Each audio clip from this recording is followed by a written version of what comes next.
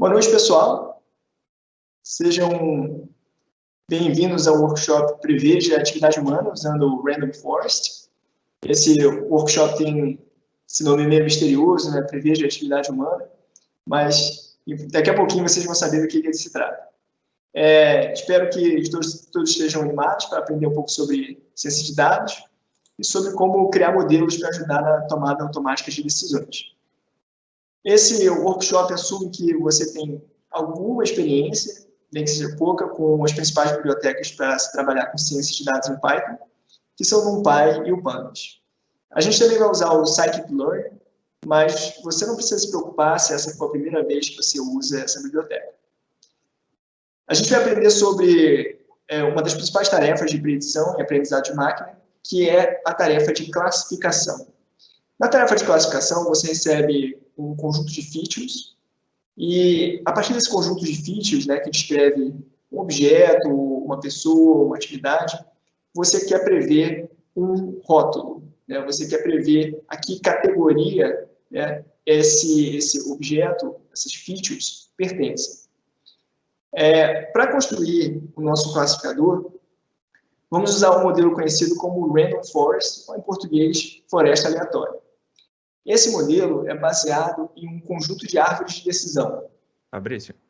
Oi. Desculpa cortar. Você está compartilhando algum slide? Não, ainda não estou compartilhando. Tá.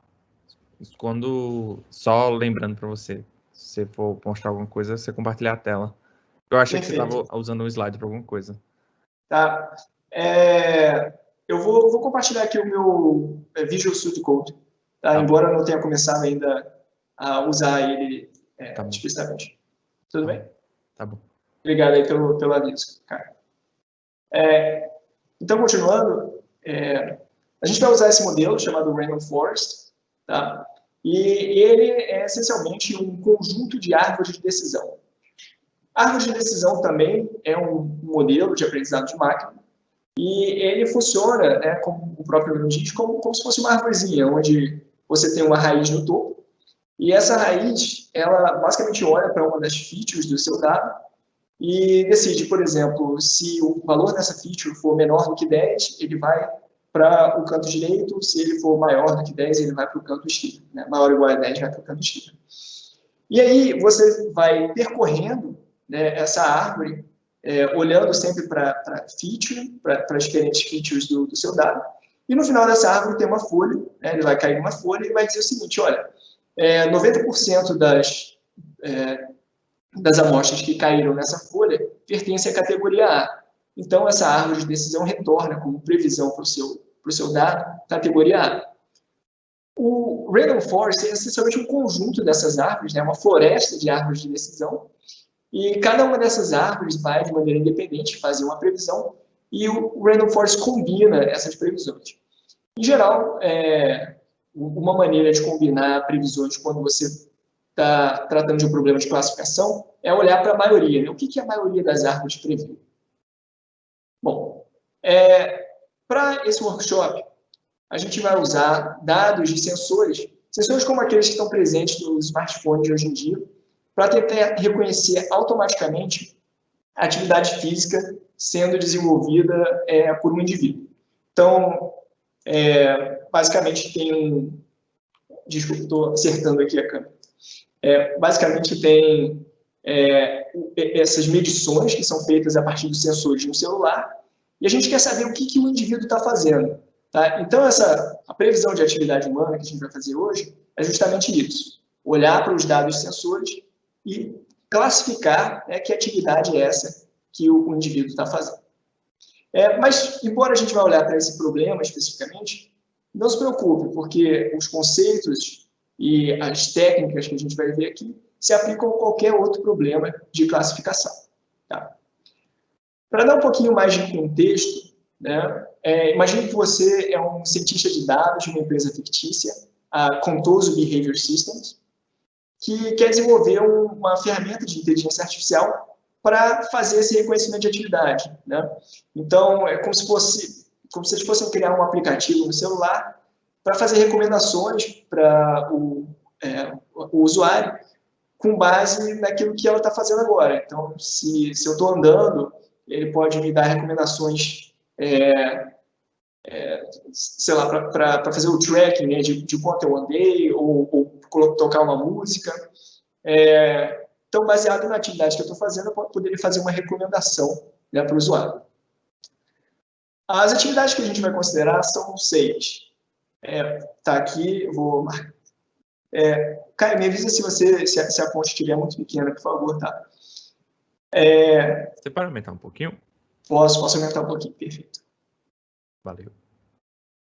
Então, são 6 atividades. Tem walking, andando, walking upstairs, subindo escada, walking downstairs, descendo escada, sentado, sentado sitting, né? Standing, parado em pé, ou laying, que é deitado. Esse problema, né, esse problema específico de classificação é conhecido como Human Activity Recognition. Tem, inclusive, um aluno que trabalha com um problema muito próximo desse. Os dados que a gente vai usar, tá, são dados reais. Na verdade, foram embora tenha esse contexto fictício, são dados de 30 voluntários entre 19 e 48 anos, e onde cada um realizou essas 6 atividades. Né? Então, o indivíduo pediu-se que o indivíduo andasse, que ele subisse escada, etc. E enquanto ele fazia essas atividades, ele tinha um Samsung Galaxy S2 pendurado na cintura, que possui um acelerômetro e um giroscópio. O acelerômetro, ele captura a aceleração triaxial, certo? Nos 3 eixos, x, y, z, e o giroscópio calcula a velocidade angular, também triaxial. Eles têm uma frequência de 50 Hz, então eles fazem 50 medições por segundo. Bom, esses dados precisam de rótulos para a gente treinar um classificador, um método de aprendizado supervisionado. Então, enquanto os indivíduos faziam essas atividades, foi gravado um vídeo, e aí alguém foi lá e manualmente rotulou os intervalos, como, nesse intervalo aqui o indivíduo estava andando, nesse intervalo ele estava deitado, etc. Bom, feito isso, a gente pegou esses 30 indivíduos e dividiu 70% deles num conjunto de treino e 30% num conjunto de teste. É muito importante, né, quando você trabalha com modelos de aprendizado de máquina, sempre ter esses 2 conjuntos bem separados. Tá? E você vai treinar os seus modelos usando o conjunto de teste e vai avaliar quão bom eles são usando o conjunto de... Você vai treinar os modelos usando o conjunto de treino e vai avaliar os modelos usando o conjunto de teste. Ok? Bom, esses dados, né, foram pré-processados. Então, aplicou-se diversos filtros de ruído, né, realizou-se uma amostragem de janela deslizante. Então, tinha uma janela de 2,56 segundos, que eu vou deslocando, e aí, dentro dessa janela, eu calculo várias features, tá? Tanto no domínio do tempo, quanto no domínio da frequência. Isso são pré-processamentos comuns quando você trabalha com dados de sensores. Tá? Além disso, um outro pré-processamento que eles fazem é separar a aceleração total em aceleração gravitacional, né, da gravidade, e aceleração corporal. Tá? Mas você não precisa se preocupar com essas coisas. Alguém já teve esse trabalho e calculou todas essas features para a gente. E para cada uma dessas janelinhas, né, de 2,56 segundos, onde o indivíduo estava fazendo alguma das atividades, né, foram pré-calculadas 561 features, tá? Usando os dados do acelerômetro e do giroscópio. Tá? Bom, que features são essas? A gente vai dar uma olhada, né, nas features, né? Então, como eu disse, um vetor de 561 features, contendo variáveis no domínio do tempo e da frequência. Para a gente vão ser só features, vão ser um monte de números. Desculpa, me perdi aqui. Ok. E além disso, além dessas features, a gente tem o rótulo da atividade, né? Aqui citar walking, standing, etc. E, por último, um identificador do indivíduo que realizou a atividade. Tá? Isso é essencialmente um ID numérico, um identificador numérico, de 1 a 30 ou de 0 a 29, dizendo quem fez aquela atividade. Tá? Na prática, a gente não vai usar essa informação, porque eu quero ser capaz de prever a atividade independente de quem fez. Né? A informação de quem é o indivíduo não deveria afetar as minhas previsões. Certo? Então, a gente vai ver daqui a pouco como remover essa coluna dos nossos dados. Eu coloquei aqui no chat, tá? Na verdade, na parte de perguntas e respostas, como fazer o download desse notebook e do dataset que a gente vai usar. Esse dataset já foi pré-dividido em treino e teste, tá? Então, a gente vai... vocês podem fazer o download dos dois separadamente. E a gente vai, basicamente, fazer as mesmas coisas com treino e teste, tá? Os mesmos pré-processamentos. Bom, então, qual que é a ideia do workshop de hoje? A gente vai, primeiro, começar sempre importando as bibliotecas Python que a gente vai usar. Depois, a gente vai carregar esses datasets e fazer uma análise, começar a olhar para esses dados, tá? Entender um pouco como é que é a cara deles. Depois, a gente vai falar um pouco de correlação, vai falar sobre features correlacionadas e como identificar que features são essas. Depois a gente vai fazer uma nova divisão, a gente vai pegar o conjunto de dados de treinamento e eu vou mostrar para vocês como subdividir esse conjunto em um conjunto de treinamento e um conjuntinho menor de validação. Tá? Eu vou explicar por que isso é feito em alguns casos. Depois que a gente tiver feito tudo isso, a gente vai finalmente fazer instanciar o nosso random forest, vai fazer o ajuste, ou seja, vai fazer o fit dos dados e vai tentar prever as atividades usando um desses conjuntos, ou conjunto de validação, ou conjunto de teste. Vale lembrar que tem uma seção aí de perguntas e respostas, tá? E onde você pode, a qualquer momento, né, deixar uma dúvida e a gente vai depois tentar responder as dúvidas conforme elas forem surgir. Ok? Bom, vamos começar aqui importando as bibliotecas. A gente vai importar aqui o NumPy, Pandas, que são muito usadas, né? São sempre usadas para se trabalhar com dados. Matplotlib, o PyPlot, especificamente do Matplotlib, para plotar dados. Tem essa outra biblioteca que plota diretamente a partir do Pandas, chamada Seaborn. Esses todos são apelidos padrão, tá? Então, todo mundo usa esses mesmos apelidos para as bibliotecas. Para você não ter que digitar numpy.pandas. Toda vez que for usar. Além disso, eu estou importando várias classes aqui, alguns métodos do scikit-learn. Eu não vou entrar em detalhe agora, porque é impossível lembrar, eu posso explicar tudo aqui e no final das contas vai ser muito difícil lembrar tudo que eu falei. Então, conforme elas forem surgindo, eu vou explicando para que elas servem. Tá? Então, vamos começar aqui fazendo carregando os dados. Tá? Eu coloquei, esses são essencialmente os dois links que eu passei para vocês. Se vocês não baixaram localmente, vocês podem colocar aqui dentro do comando read.csv, né, do método read.csv do Pandas, e baixar esses datasets. Eu chamei o primeiro,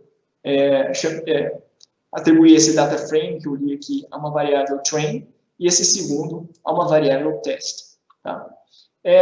Um data frame é essencialmente uma tabela, né, uma tabela do Pandas, que ajuda a gente a manipular os dados, né, fazer limpeza, estudar esses dados e também, eventualmente, passá-lo para os modelos de predição. Tá? Ok. Então, a gente vai começar aqui olhando para esses dados. Né? A primeira coisa que eu gosto de fazer é sempre dar um head no data frame. O head vai mostrar as 5 primeiras linhas. Deixa eu ver aqui, talvez eu não executei esse aqui. Para executar uma célula aqui do Jupyter Notebook, você pode clicar aqui nesse botão de play, tá?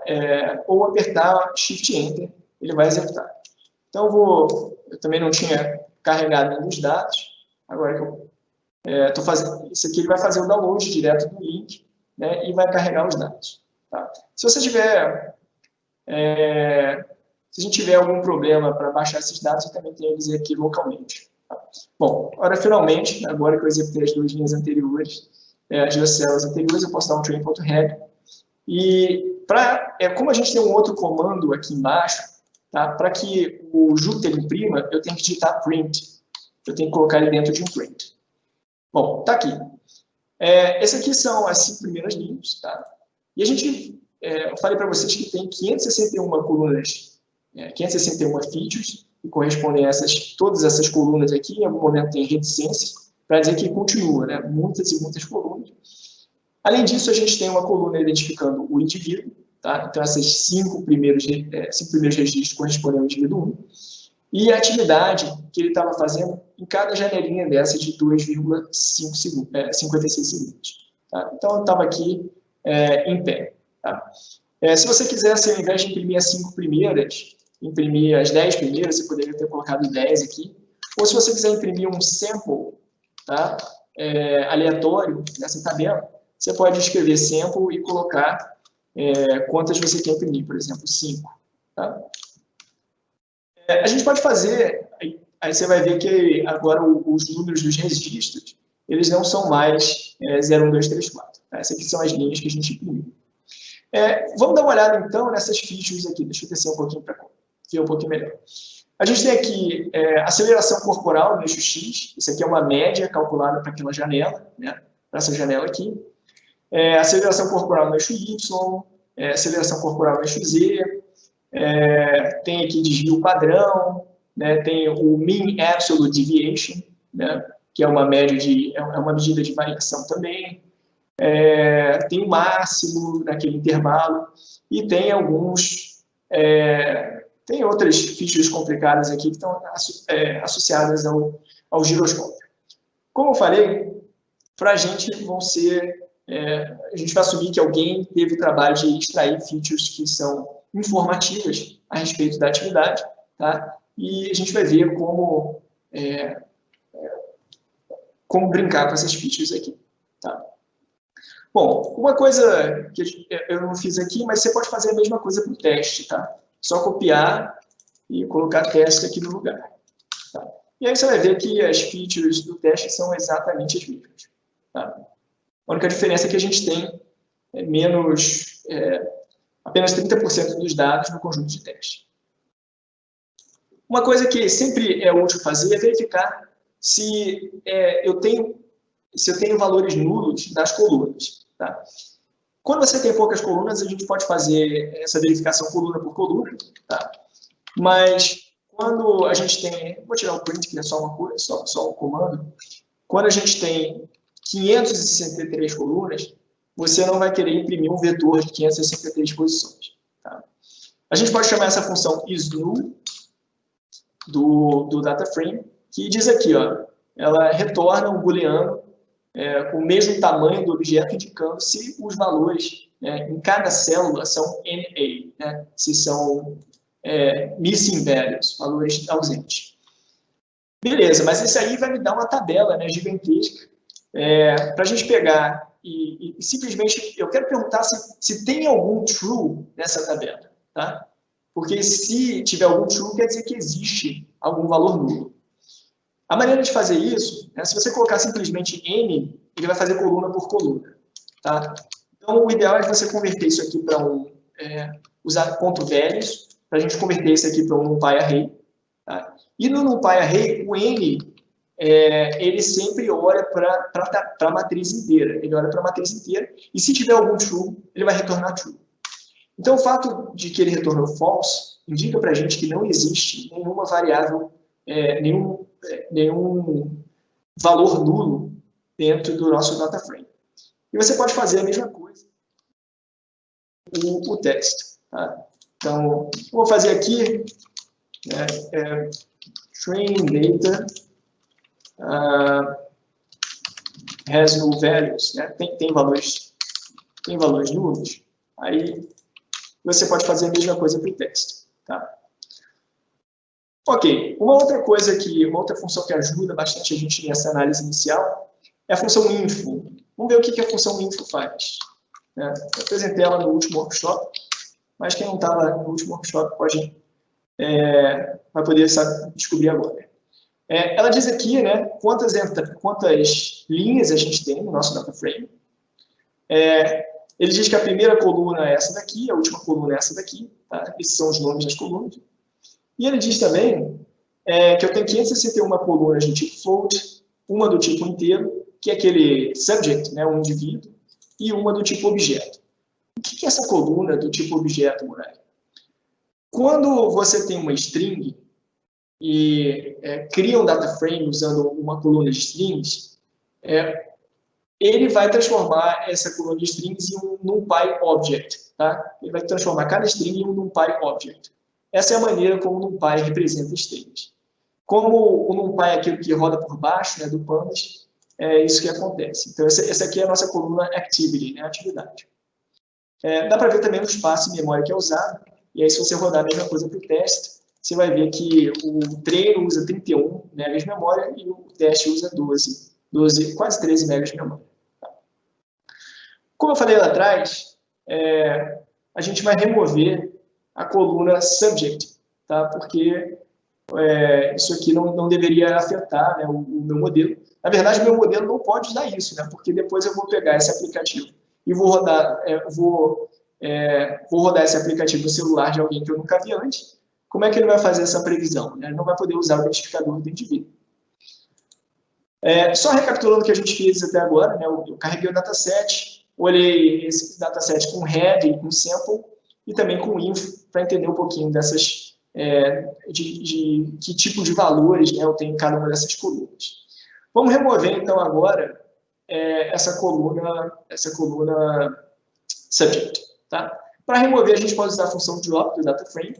Tá? Se você não lembra como usa o drop, ou nunca usou antes, você pode usar aqui o ponto de interrogação para acessar a documentação built-in no Jupyter Notebook. E aí ele diz o seguinte, olha, tem vários parâmetros default aqui, tá?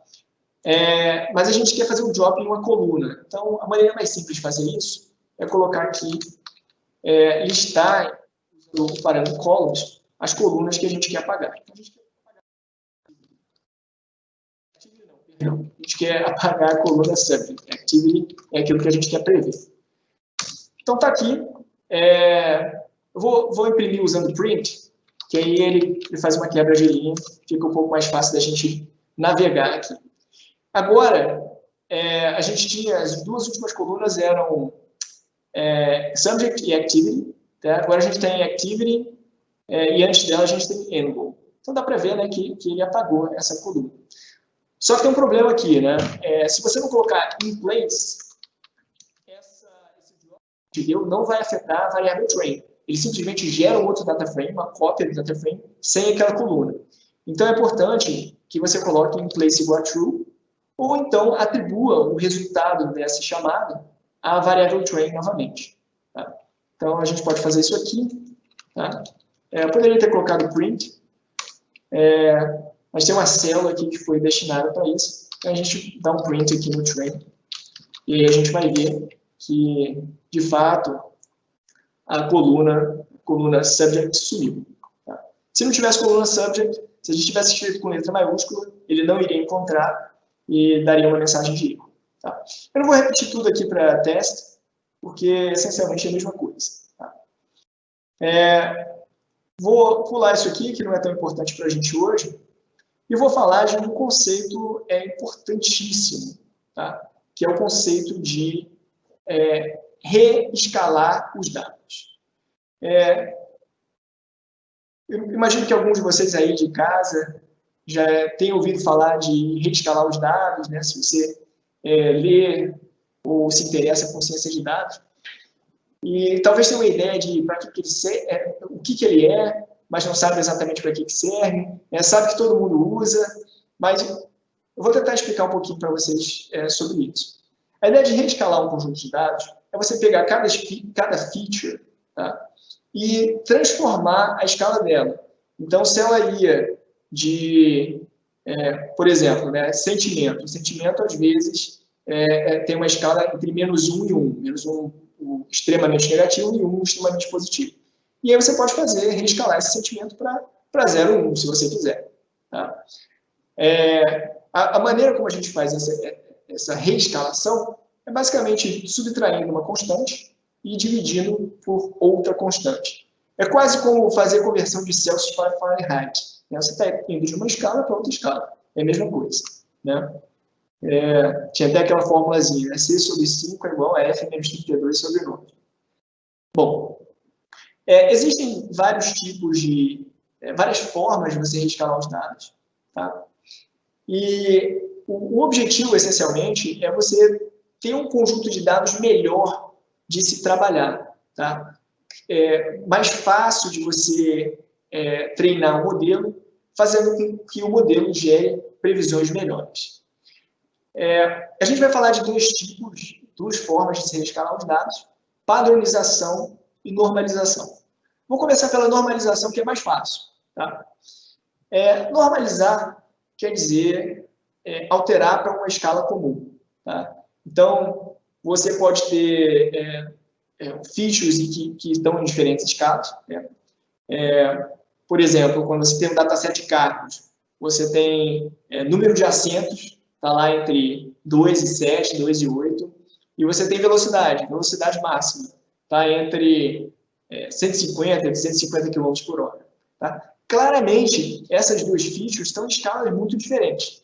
E aí você pode fazer a normalização e converter para a escala que você deseja, por exemplo, entre 0 e 1. Tá?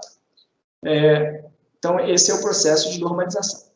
Uma outra maneira de reescalar os dados, que é muito comum, talvez a mais comum, é a padronização.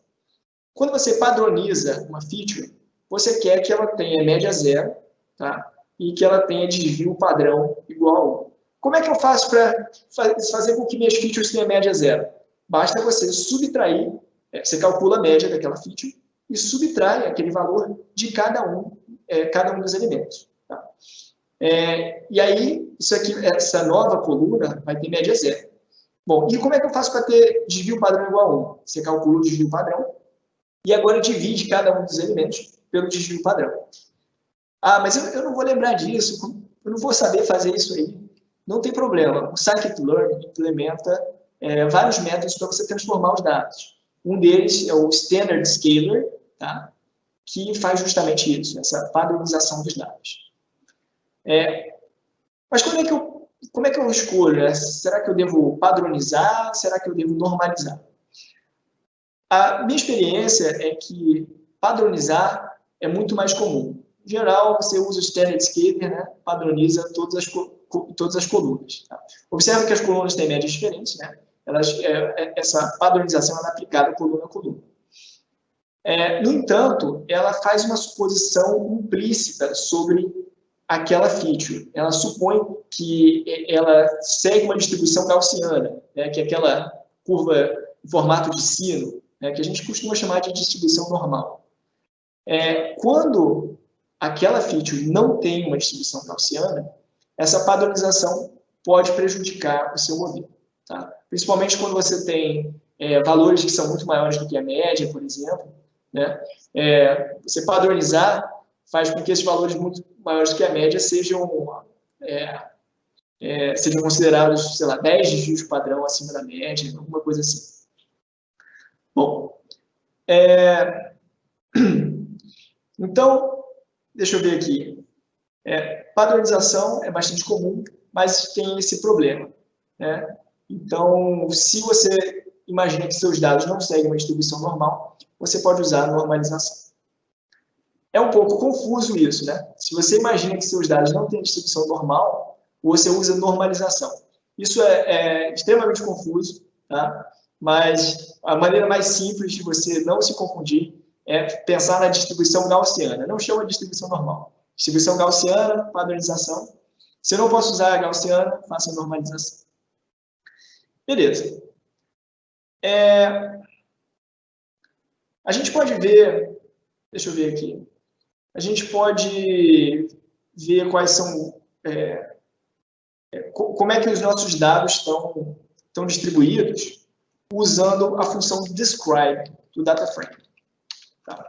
Então, o describe, ele pega as features que são numéricas e calcula uma série de estatísticas para elas. Que estatísticas são essas? Média, desvio padrão, mínimo, tem aqui mediana, né, máximo.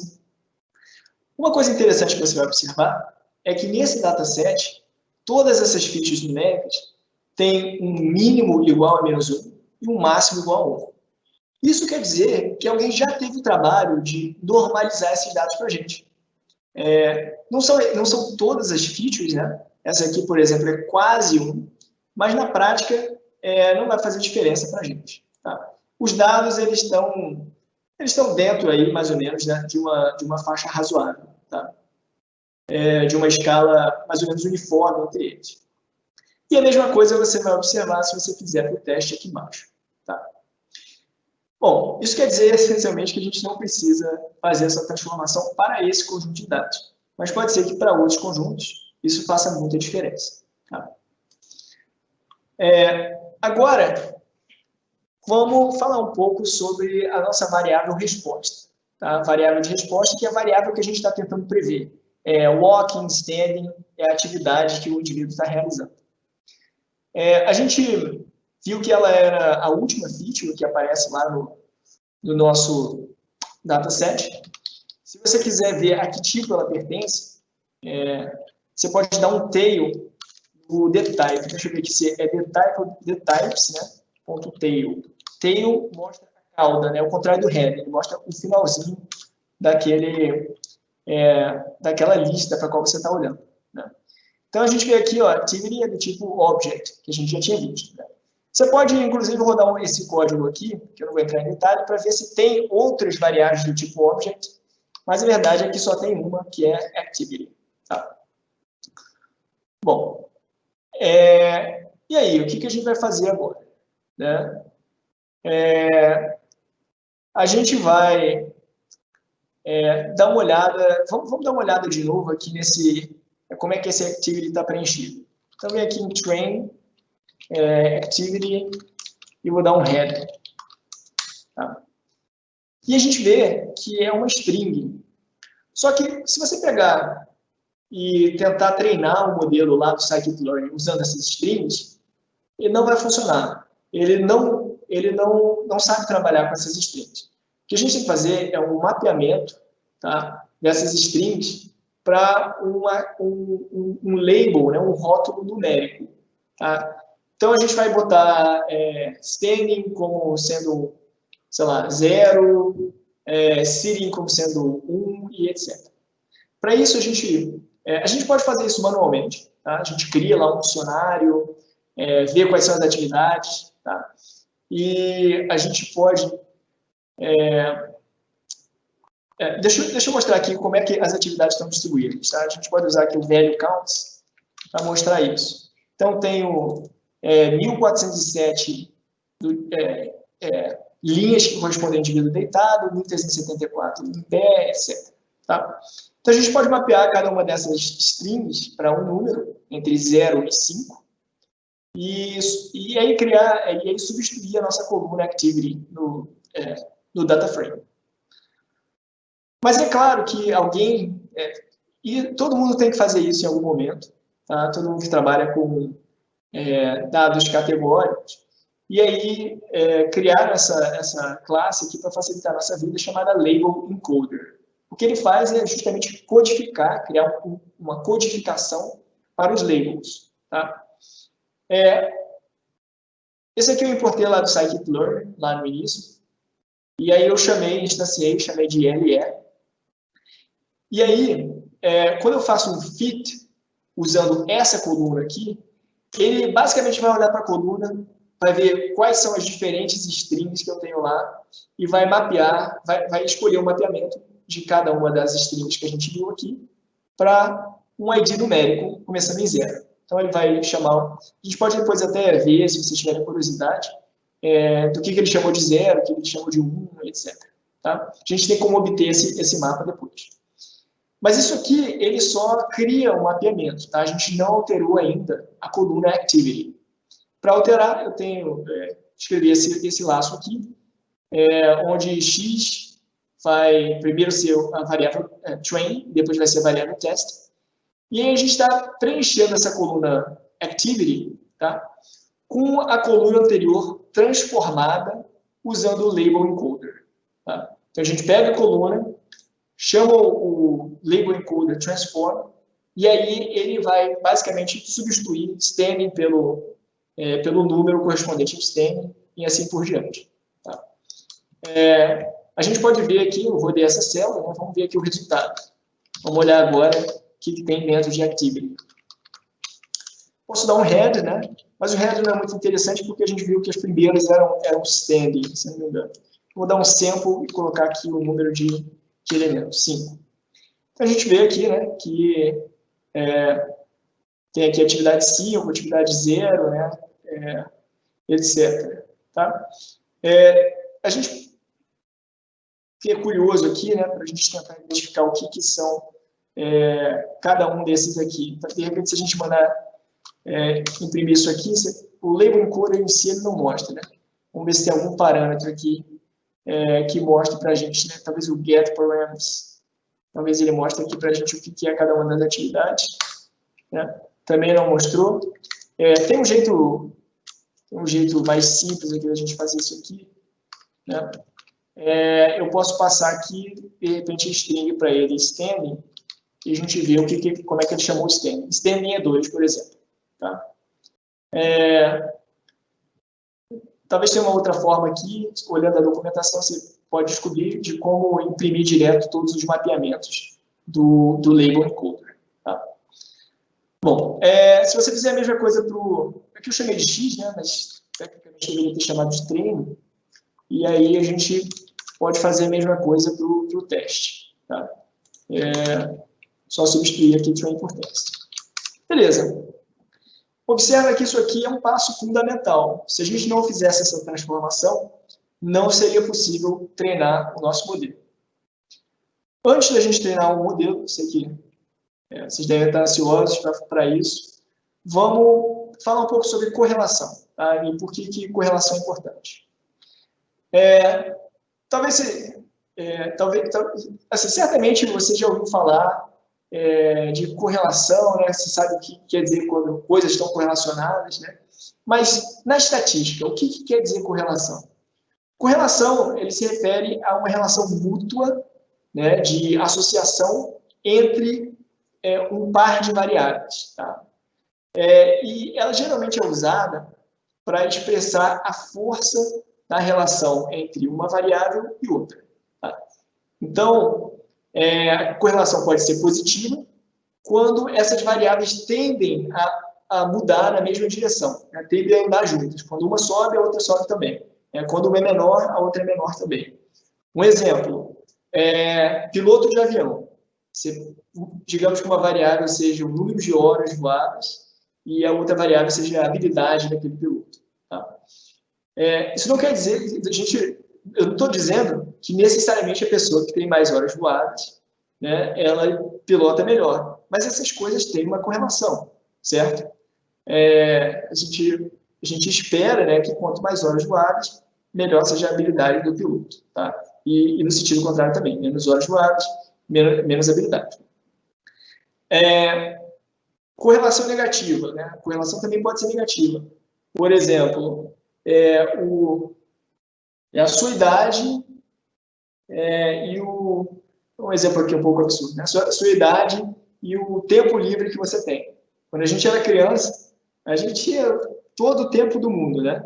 E agora tem trabalho, tem coisas relacionadas à família então, quanto mais velho você ficou, menos tempo livre você tem. Bom, então, correlação, né, pode ser positiva e negativa, tá? Entre menos 1 e 1. Tá? E 0 quer dizer coisas descorrelacionadas. Tá? Existe uma maneira no Pandas de você calcular a correlação entre todos os pares de features. Vamos fazer isso aqui, então. Primeiro eu vou pegar as features numéricas Tá? Vamos deixar de lado a feature atividade. Tá? Até porque o número da atividade não quer dizer nada. Tá? 2 não quer dizer que é maior do que 1, que não quer dizer que é maior do que 0. Aquele número que está lá naquela feature não indica nada. É só um mapeamento, realmente. Então, eu vou pegar aqui, vou pegar aqui as colunas. Tá? Quando eu pego aqui train.columns, ele me dá a lista de colunas. E aí eu quero todas, exceto a última. Então, eu peguei aqui um slice, todas, exceto a -1. -1 é a última. Ok. E aí? E aí, eu vou chamar essa função, eu vou pegar isso aqui para indexar as colunas que eu estou interessado, e vou chamar .cor, C-O-R-R, para calcular as correlações entre todos os pares de features. Vocês vão ver que o Pandas é esperto, e ele sabe que a correlação entre x e y é a mesma que a correlação entre y e x, então ele não calcula isso 2 vezes. Não vou entrar em detalhe nesse código aqui não, mas ele essencialmente monta uma tabela, como essa daqui. Vamos rodar isso aqui. Está levando um tempinho, porque a gente tem bastante features, mas já terminou. E aqui então a gente tem uma coluna que mostra a feature 1, coluna que mostra a feature 2, as duas que a gente está calculando a correlação, e aqui na terceira coluna, o valor da correlação. Por que esse aqui tem correlação 1? Porque é a mesma feature. Ela com ela mesma vai ter correlação igual a 1. De repente, eles poderiam ter economizado esse cálculo também. Aí você tem outras features aqui que tem uma correlação positiva, tá? Mas próxima de 0. E isso quer dizer que essas features elas são complementares. Tá? Muitas vezes você tem um modelo com features muito correlacionadas, pode atrapalhar o treinamento, atrapalhar a capacidade de generalização do seu modelo. O que é generalização? É a capacidade dele de fazer previsões para dados que ele não viu ainda. Tá? Então, é interessante a gente saber como listar as features que são mais correlacionadas. A gente não vai fazer nada com elas hoje aqui, tá? Mas eu vou só mostrar para vocês como listá-las. E quando a gente fala mais correlacionadas, isso inclui correlação negativa também. Tá? A correlação -0.8, -0.9, é uma correlação fortíssima, embora seja negativa. Isso quer dizer que, olhando para o valor de uma variável, eu quase que consigo dizer o valor da outra variável. Então, para a gente ignorar o sinal, tá? se eu quiser... bom, tem várias formas de a gente fazer isso. Tá? Eu poderia olhar tudo que é maior do que 0.8 de correlação ou menor do que -0.8. Mas a maneira mais fácil é você criar uma nova coluna chamada Absolute Correlation, correlação absoluta, que é essencialmente a coluna anterior, tá? Que é a coluna que a gente chamou de Correlations. Só que eu vou chamar aqui a função ABS, tá? Para retornar o valor absoluto. Tá? Então, está aqui. Aquilo que era -0.25 passou a ser 0.25. E agora, com essa nova coluna, eu consigo ordenar a minha tabela e ver quais pares de features são mais correlacionados. Tá? É claro que, se eu simplesmente ordenar do maior para o menor, ele vai mostrar os feature igual aqui no feature 1 e feature 2. Tá? Então, o que eu vou fazer é o seguinte, eu vou ordenar, segundo essa coluna, na verdade, eu deveria ordenar segundo a coluna Abs Correlation, tá? Vou ordenar segundo essa coluna, e aí eu quero vou fazer aqui uma query para aquelas que têm um valor maior que 0.8. E vou salvar isso aqui nessa variável Correlated Fields, campos correlacionados. Então, lá vão ter todos aqueles que têm correlação absoluta maior que 0.8. Tá? Lembrando que o máximo é 1. 0.8 é uma correlação altíssima. Tá? E aí eu vou amostrar 5 dessas aqui. Então, está aqui. A gente vê algumas dessas variáveis que estão correlacionadas. Né? Então, tem aqui uma coisa que eu acho que é o máximo da aceleração corporal, no domínio do tempo. E aqui eu tenho a energia associada à aceleração corporal no domínio da frequência, né? Então, a energia é uma variável no domínio da frequência do eixo Y. Isso aqui com relação ao altíssimo. A gente poderia tentar excluir algumas dessas variáveis altamente correlacionadas, que provavelmente são redundantes para o nosso modelo, mas a gente não vai fazer isso aqui, isso é um tópico mais avançado. Ok. Outro assunto importante que eu queria falar para vocês é sobre divisão, pegar um conjunto redividir o conjunto de treinamento em treinamento e validação. Tá? Eu falei lá no início que a gente é importante ter sempre treino e teste separado. A gente ajusta o modelo do conjunto de treino e avalia ele no conjunto de teste. Tá? No entanto, existem casos, né, existem modelos que possuem aquilo que a gente chama de hiperparâmetro.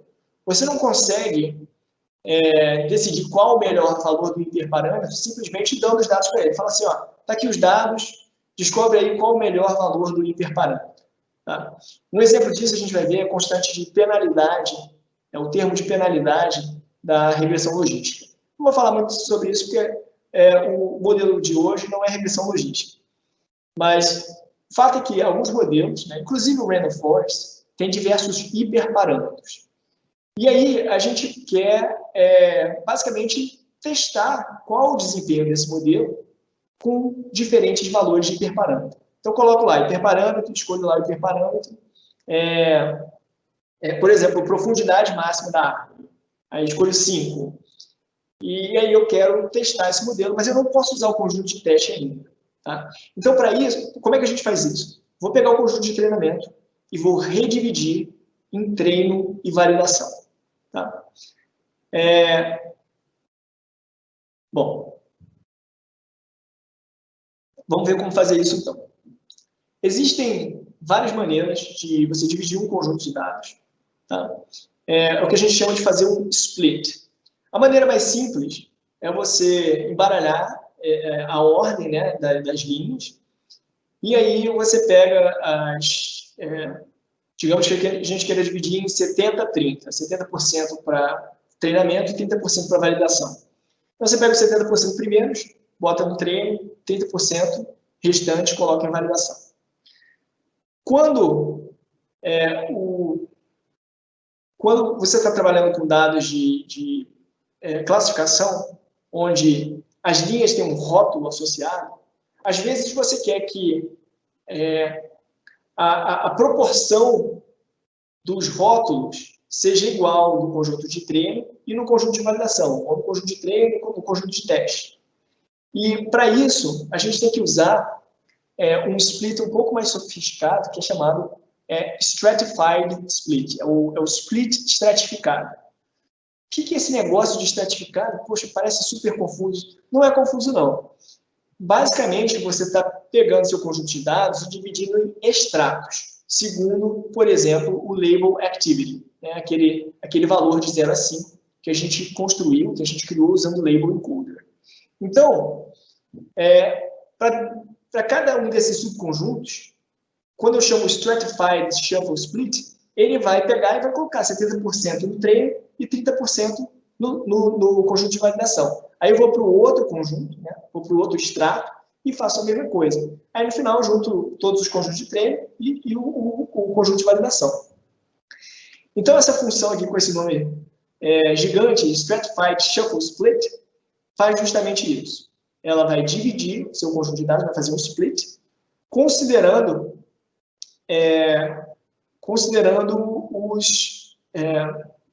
os extratos, tá? Que são dados pelos labels do seu dataset. O código está aqui já implementado.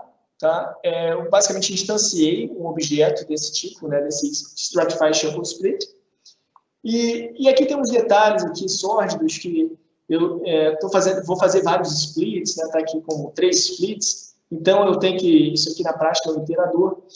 E por isso que eu estou usando esse next aqui. Mas o que isso aqui te dá no final das contas? Isso aqui vai te dar os índices do conjunto de treino e os índices do conjunto de validação. Tá?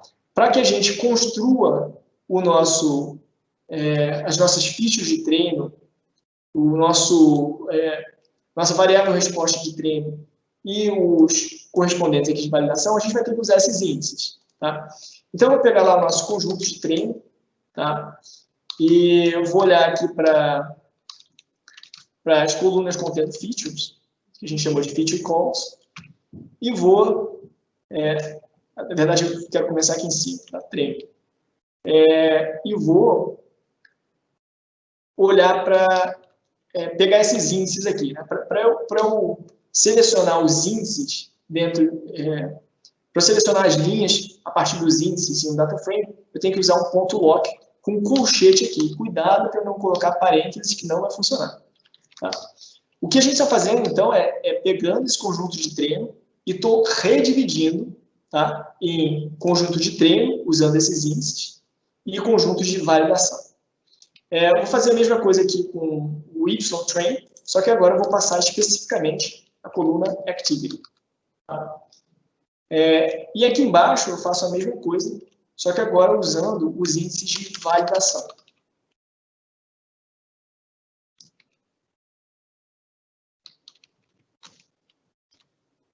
Vamos ver se não tem nenhum erro, né? Beleza, está tudo certo aqui.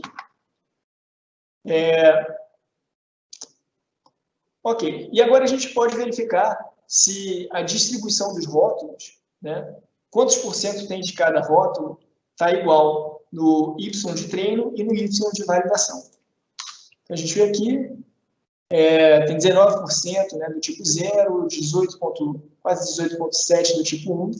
Se você fizer para o teste não, para o conjunto de validação, né, você vai ver aqui que os números não são exatamente iguais, né, porque talvez eles não tenham o mesmo número de elementos, né, mas são tão próximos quanto possível. Beleza. Finalmente, a gente chegou aqui na parte da modelagem preditiva. A gente vai agora ajustar os modelos e fazer previsão. A gente vai comparar aqui o Random Forest com dois outros modelos. Um deles vai ser a regressão logística. E eu vou usar a regressão logística, só que eu não vou me preocupar com hiperparâmetros. Vou instanciar ela do jeito default e eu vou gerar os resultados para ela. Tá? A regressão logística, ela tem hiperparâmetros. Então, o meu segundo modelo que eu vou usar para comparar com o Random Forest vai ser uma regressão logística em que eu faço um tipo de validação cruzada para encontrar o melhor valor do hiperparâmetro. Tá?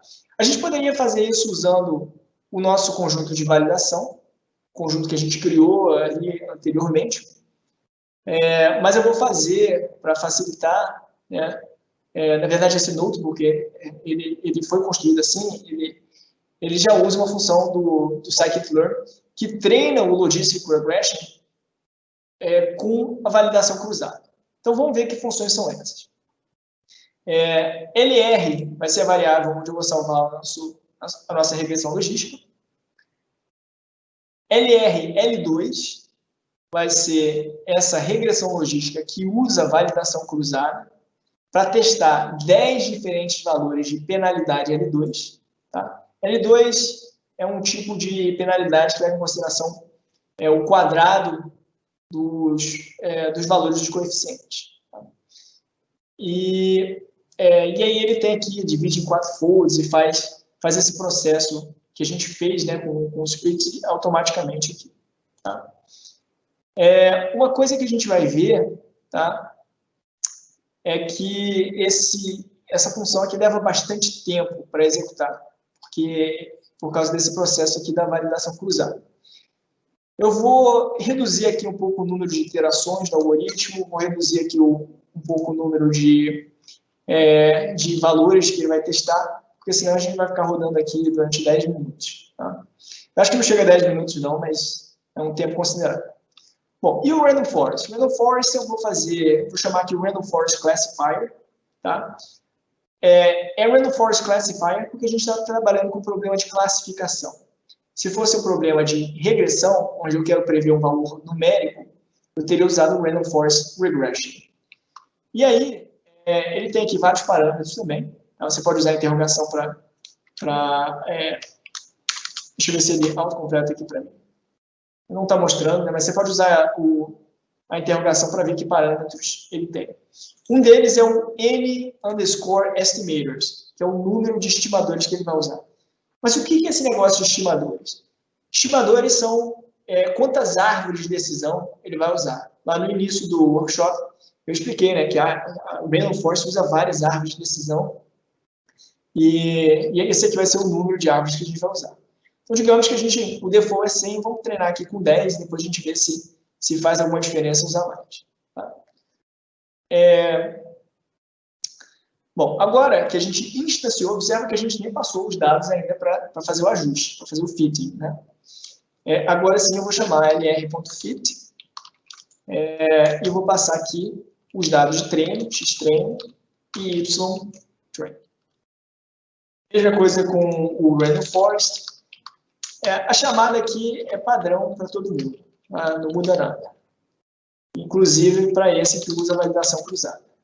lr_l2.fit x-train e y-train. Tá? Eu vou criar uma célula aqui só para mostrar para vocês alguns parâmetros dessa função aqui, enquanto a gente roda o anterior. Tá? Então, vamos rodar isso aqui. Como eu falei, aquela Logistic Regression com validação cruzada vai levar um bom tempo para rodar. Existem algumas formas de acelerar esse processo. Algumas delas eu fiz aqui, né, que foi reduzir o número de iterações, reduzir o número de valores de parâmetros que ele vai testar. Mas você pode, inclusive, mudar o otimizador, né, que ele vai usar para encontrar os melhores parâmetros da regressão logística. Esse aqui é o padrão, LBFGS, né, mas o SAG, S-A-G, ele é bem mais rápido. Tá? Estava só mostrando isso aqui porque realmente, às vezes, incômodo, né, quando você quer testar uma coisa rápida, quer testar se a regressão logística funciona. E aí ela fica rodando e rodando e rodando. Tá? A gente poderia ter colocado aqui o solver igual a SAG, e ele vai fazer esse processo um pouco mais rápido. Tá? Esse aqui é um conteúdo um pouco mais avançado, né? Estou falando de otimização, você não precisa se preocupar tanto com isso. Só queria mostrar enquanto rodar. Beleza. Agora, o que a gente vai fazer? Agora, vamos fazer as previsões e comparar essas previsões. Tá? Você pode fazer previsões. Você pode pedir para cada um desses modelos retornar a previsão na qual ele é mais confiante. Tá? Cada um desses modelos ele é capaz também de retornar a probabilidade, né, de ser da classe 0, de ser da classe 1, de ser da classe 2, etc. Mas, se você chamar a função predict, ele vai retornar aquela classe que ele tem mais confiança, aquele que tem a maior massa de probabilidade. Se você chamar o predict proba, ele vai retornar a probabilidade associada a cada uma das classes. Tá? Então, existem essas duas formas aqui de fazer previsão. Por questão de tempo, eu vou falar aqui para vocês só do predict. Então, eu criei aqui uma lista onde eu vou salvar as minhas previsões, beleza? Para o meu conjunto. Aqui eu estou usando o conjunto de validação, mas a gente poderia ter usado o conjunto de teste, que a gente carregou lá no início e acabou não usando. Tá? Eu criei aqui uma lista contendo os labels, né? E eu vou usar esses labels para construir uma tabelinha, para construir um data frame, e aí colocar esses labels nas colunas. Tudo bem? LR para Logistic Regression, LR-L2, Logistic Regression com penalização L2 e Random Forest. E aqui uma lista contendo os modelos. Olha a diferença. Esse aqui são strings, esse aqui são os próprios modelos. Tá? Para iterar nessas duas listas simultaneamente, eu posso dar um zip nessas duas. Tá? E aí, quando eu faço um for, tá? na primeira iteração, lab vai estar com essa string e mod vai estar com esse modelo. Na segunda iteração, lab vai estar com essa string e mod vai estar com esse modelo. Então, ele itera nas duas listas juntas. O que eu estou fazendo aqui? Eu estou dando um append, né, nessa lista, e eu estou salvando aqui uma série, tá? A série aqui do Pandas, contendo todas as previsões para o meu conjunto de validação. E aí eu chamei essa série, né, dei um nome a essa série igual ao lab, tá? Para que eu consiga pegar cada uma dessas 3 sets e montar um data frame. Exatamente isso que a gente faz aqui no pd.concat. Ele concatena, tá, as 3 séries que estão aqui dentro desse vetor yPredict. E aí eu passo para ele o axis1 para ele saber que ele vai, que isso são colunas, né, que ele vai concatenar. Bom, a gente então tem aqui, né, um data frame com 3 colunas contendo as previsões de cada modelo. Ajuda bastante se a gente colocar também uma coluna contendo os valores reais, que são os labels, né, das atividades de fato que o indivíduo estava fazendo lá. Esses labels, eles estão dentro aqui de y_vol. E aí você vê aqui, né, quando eu coloco o cursor em cima, tem uns pares, né, que são o índice e o label. Índice 3.527, label 0, índice 512, label 5, etc. Tá? Esses labels aqui estão na mesma ordem do que as colunas, né, que eu coloquei no yPredict. E aí basta pegar simplesmente o NumPy-array, chamado .values, e salvar nessa nova coluna. Tá? Eu fiz a mesma coisa com o yProva, se vocês quiserem olhar depois com cuidado. Então, mandei imprimir aqui os primeiros 5 elementos. E olha só que legal. Na primeira linha que aparece nesse meu data frame, eu tenho o indivíduo... Desculpa.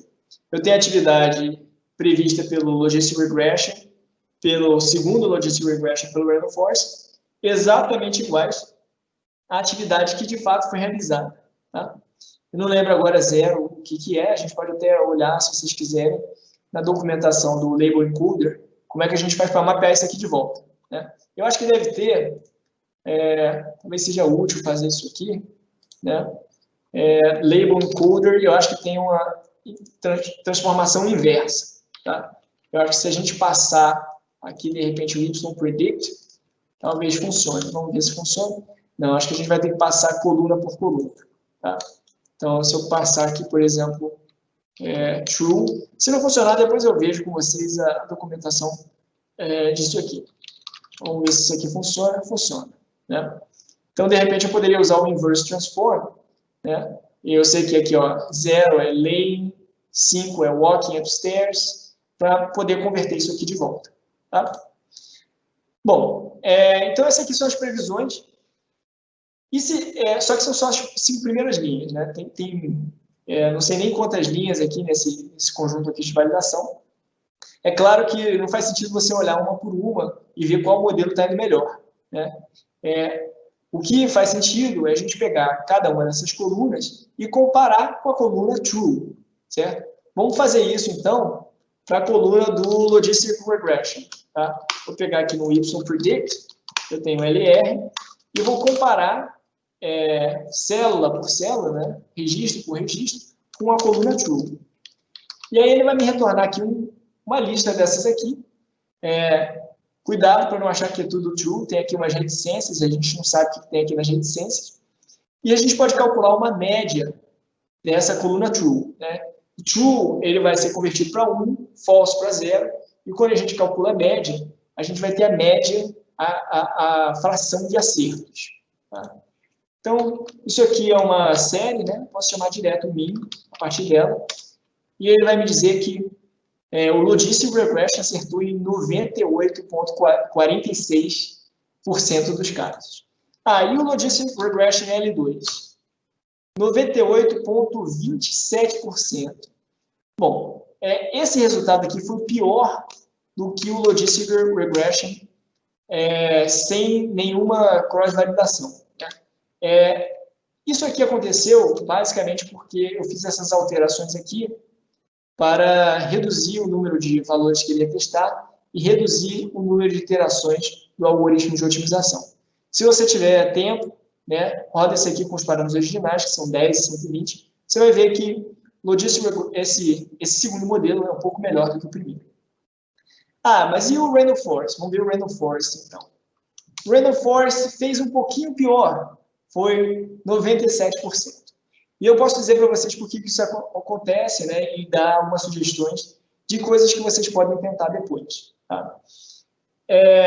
Uma das coisas que a gente fez foi colocar só 10 árvores de decisão. A gente poderia aumentar, colocar 100 árvores de decisão, 200 árvores de decisão. Tá? E isso aqui vai possivelmente melhorar o modelo. Tá? Mas é claro, tem um trade-off. Você melhora o modelo, mas ele leva mais tempo para treinar. Outra coisa que você pode fazer, você pode explorar quais são os parâmetros hiperparâmetros do Random Forest. Então, você vai ver que tem várias coisas interessantes aqui. Né? Tem max depth, né? Que é o comprimento máximo, né? A profundidade máxima das árvores de decisão. É o número mínimo de samples que ele tem que ter em um nó para fazer um split. Tem vários parâmetros interessantes aqui. Claro, não vou ter tempo de explicar o que eles são, mas vale a pena estudar o Random Forest, porque eu posso garantir para vocês que ele é um modelo muito bom. Ele tem resultados próximos do estado da arte para vários problemas de predição. Tá? Então, explorem aqui essas features, tá? Tentem brincar um pouco com isso. E vocês podem fazer até o que a gente chama de grid search. Tá? Grid search, onde você explora todas as combinações, uma variedade de combinações de parâmetros e encontra aquele que é melhor. Tá? Você pode fazer isso tranquilamente usando o conjunto de validação e depois depois que você encontrar os hiperparâmetros, você testa usando o conjunto de teste. Bom, os resultados que a gente viu aqui, talvez eu devesse ter falado isso antes, na verdade são muito bons. Pensa só nisso, a gente tem aquele monte de número, tá, que representam as features e a gente está basicamente prevendo se o indivíduo está subindo escada ou descendo escada, ou se ele está andando para frente, ou se ele está parado. A diferença entre parado, em pé, parado e sentado deve ser muito pequena, né? Inclusive, eu chutaria que esse talvez um dos mais difíceis de se adivinhar, tá? De se prever corretamente, né? Se ele está parado em pé ou se ele está sentado. E mesmo assim, a gente acerta em pelo menos 97% das vezes, usando esses modelos que são super simples de se treinar. Tá? Vou fazer aqui um recap, uma recapitulação daquilo que a gente viu, e aí eu vou abrir para as perguntas. Tá? A gente tratou de um problema de classificação, usando dados sensores. Esse é um problema chamado de multiclasse, porque a gente não tem só duas classes, é um problema binário, né? É um problema onde a gente tem 6 classes diferentes. Esses problemas costumam ser muito mais difíceis que os problemas binários. Às vezes você tem uma taxa de acerto, uma acurácia em torno de, sei lá, 40%, 60%. Então, esses modelos que a gente criou aqui são muito bons. A gente viu como calcular a correlação entre as variáveis, né, o que essa correlação significa. A gente falou do Label Encoder, tá, que mapeia as strings para labels numéricos, né, de 0 a 5 no nosso caso. Falei um pouco sobre a importância de se dividir os dados entre treino e teste, até para você evitar problemas de overfitting. Né? Quando você não divide o conjunto em treino e teste, você pode treinar um modelo que basicamente repete aquilo que ele viu no conjunto de treino. Né? Toda vez que ele vê aquela mesma instância, ele repete aquela saída que ele já viu. Né? Esse modelo vai ter 100% de acurácia no conjunto de treino, mas quando você dá para ele observações, né, features que ele nunca viu, ele possivelmente, provavelmente, não vai generalizar bem. Tá? Além disso, a gente falou sobre o Random Forest, expliquei mais ou menos como é que ela funciona, mas tem muita coisa que vocês podem explorar, inclusive tem uma seção inteira aqui do Notebook sobre cálculo de métricas de erro, né, que eu recomendo que vocês tentem fazer. É muito interessante, fala sobre várias maneiras de você medir erro. Tá? E é isso. Vou aqui passar a palavra para o Caio, e caso ele queira falar alguma coisa, e responder as perguntas que vocês tiverem, eventualmente tiverem.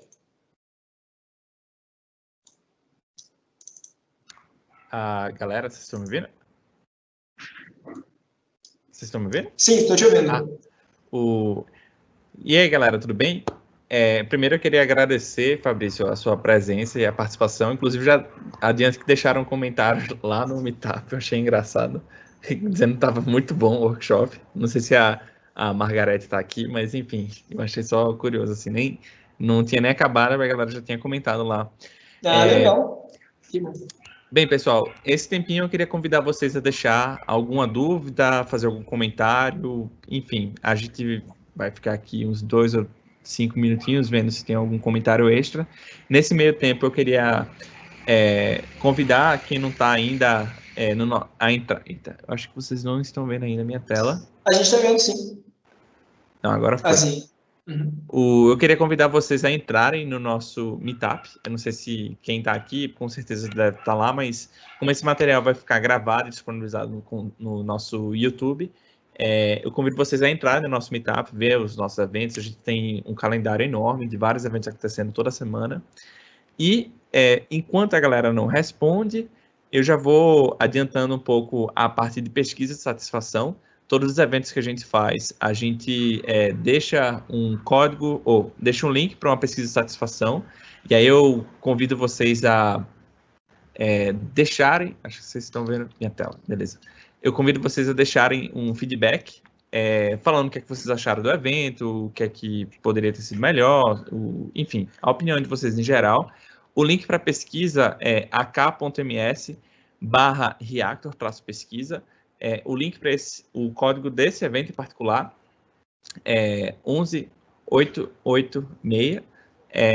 Quando você acessar esse formulário, vai perguntar um código do evento. O código desse evento em particular é esse aí. E vamos ver se alguém tem algum comentário para dizer. Eu queria até falar, eu achei curioso a parte que você falou da dificuldade, né, de saber quando a pessoa está parada ou quando ela está sentada, e prever esses dados. Tem, hoje, com os dispositivos inteligentes, né, cada vez mais eles estão predizendo as coisas ou tentando identificar o que você está fazendo. Uns deles tem um relógio, por exemplo, que se você cair, e aí ele tenta identificar que você caiu e perguntar, olha, tá tudo bem? Eu mesmo já derrubei o meu relógio e aí apareceu o aviso, mas quando eu mexi e fiquei normal, meio que sumiu. Você acha que as coisas vão ficando mais... as coisas, quando eu falo de dispositivos, né? Vão ter mais essas tecnologias embedadas nelas para fazer essas, sei lá, tipos de interações diferentes? A partir dessas análises locais? Com certeza. Já tem um tempo, né, que, como você falou, eles estão colocando sensores, né, em dispositivos, nos smartwatches, no celular, né, e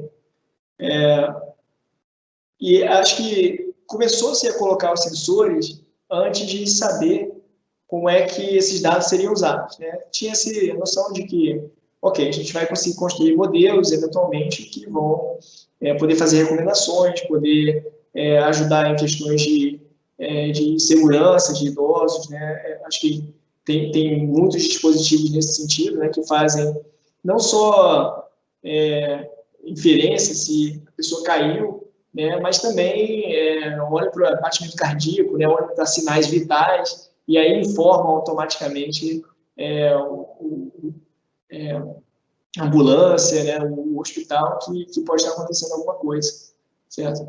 E é a tendência, né? E acho que é interessante que esses dispositivos eles fiquem cada vez mais aware daquilo que está acontecendo, daquilo que a gente está fazendo, e possam assistir a gente de uma maneira melhor. Eu confesso que eu gosto muito dessa ideia de casa conectada. Aqui em casa eu tento conectar os meus móveis e tá quase tudo conectado já. E eu tô muito ansioso, assim, para esse futuro. Como ele vai se desdobrar, né? Mas enfim, galera, eu tô vendo aqui, até então a gente não recebeu nenhum comentário, nenhuma pergunta. Eu queria reforçar de novo a nossa pesquisa de satisfação para vocês responderem. O link para a pesquisa é ak.ms/reactor-pesquisa. Logo quando vocês acessarem o formulário, vai perguntar qual é o código do evento. O código desse evento particular é 11886. E eu só tenho, acho que a gente vai ficando por aqui.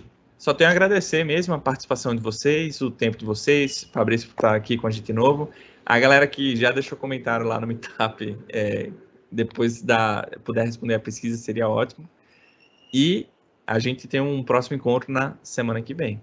Fabrício, muito obrigado. Obrigado a você, Caio. Obrigado a todos que participaram. E fique à vontade para deixar perguntas e eu vou dar uma olhada em breve. E caso você não tenha tido nenhuma dúvida agora, pode ser que tenha alguma dúvida depois. Ok?